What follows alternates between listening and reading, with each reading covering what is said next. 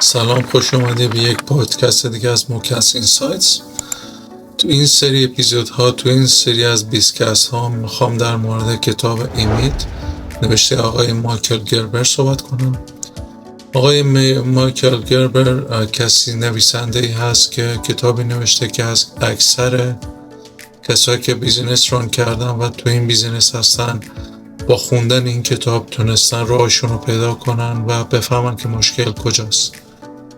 اکثر کسایی که بیزینس راه میندازن و اکثر کارآفرین‌ها کسایی هستن که اومدن بیزینس رو انداختن. کسایی بودن مثل نجار، آشپز و خیاط و یه روزی تکنیسین بودن و داشتن پیش یک نفر دیگه کار میکردن و یک روزی تصمیم گرفتن که اون کار رو رها کنن و بیان کار خودشون رو راه بندازن و این باعث شده که این افراد وقتی که میخوان کار خودشون رو راه بندازن، اونا فقط مهارتی دارن مثل تکنیسین بودن.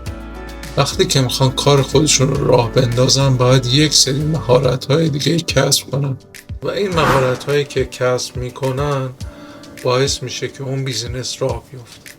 من تنها با داشتن مهارت آشپزی نمیتونم یک رستوران اداره کنم و نمیتونم همه کارها رو خودم انجام بدم. برای 50 نفر غذا درست کنم، پولشون رو حساب کنم، غذا رو پک کنم، براشون بفرستم. این همه کار مهارت مدیریت هم میخواد. این همه کار یه سری مهارت های دیگه میخواد که من باید به دست بیارم. حالا میاد تو این کتاب توضیح میده که چرا همه این مهارت ها لازمه، چه مهارت های لازمه، چه چیزایی باید کسب کنین و با داشتن این مهارت ها چجوری میتونین بیزینستون رو ببرین جلو.